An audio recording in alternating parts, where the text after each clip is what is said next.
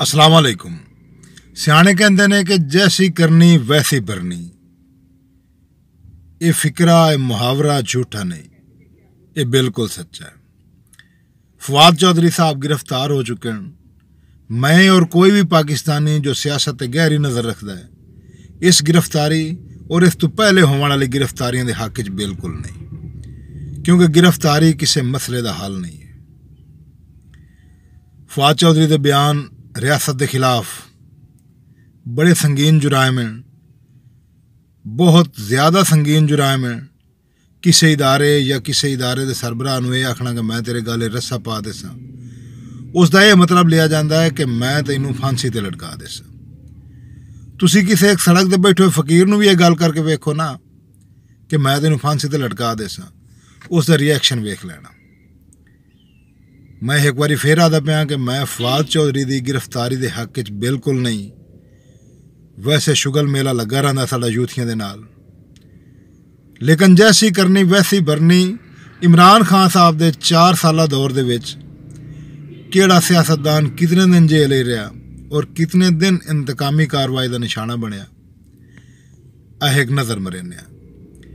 मियाँ नवाज शरीफ साहब 374 दिन जेल, शहबाज शरीफ साहब 307 दिन जेल, हमजा शहबाज 627 दिन जेल। अपने वालिद की मुलाकात ते आई उसकी बेटी, और दूसरा है कि वालिद के सामने उस बेटी को गिरफ्तार कर लिया।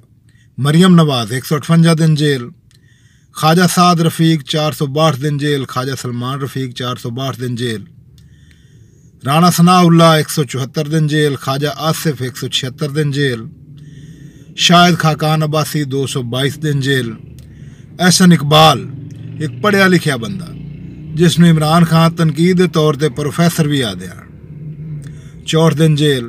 जावेद लतीफ़, साद रिजवी, आसिफ जरदारी, शर्जील मेमन, फवाद हसन फवाद, ये सारे बंदे खान साहब के दौर दे विच जेल यात्रा कर चुके और साबित किसी दे कुछ भी नहीं होया। असैम्बली दे विच भी बयान मौजूद हैं, अज किसी बंदे ते कोई शायद साबित नहीं हो सकी। और जेल दे विच इस बेदर्दी नाल रखा गया कि खान साहब खुद निगरानी करते रहे कि इन्हों कंबल ज्यादा नहीं देवने, इन्हों बिस्तरे ज्यादा नहीं देवने, मैं इन्हों दे जेल दे विचों AC उतरवा देसा। तुहानूं याद होना खान साहब आदे तो वापस आ मैं तेनूं वेख लैना।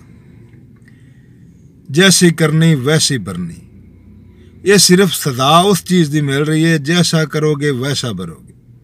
बेशक तुहाडे जुर्म कुछ भी ना हो सन, ये अदालत फैसला करना है, लेकिन सियाने जिहड़ी गल कर छड्डी है ना, जैसी करनी वैसी भरनी। इमरान खान साहब के 4 साल दौरे इक़्तिदार दे विच कोई एक दिन ऐसा नहीं गुजरिया जिस दिन अपोजिशन का कोई ना कोई रहनुमा जेल के अंदर ना हो। और दूसरी बड़ी गल है कि किसी सियासी रहनुमा अपने वर्कर नूं ये नहीं आख्या कि गड्डी दे अगे आओ जिहड़ी सानूं जेल लैके जा रही है, या जल्द से जलूस करो, या जेल का घेरा तंग करो, जेल के गिरद घेरा तंग करो, या मेरे घर के बाहर आके घेरा तंग करो क्योंकि मैनू पुलिस फड़न आ रही है तो तुसी रियासत दे नाल टकरावना।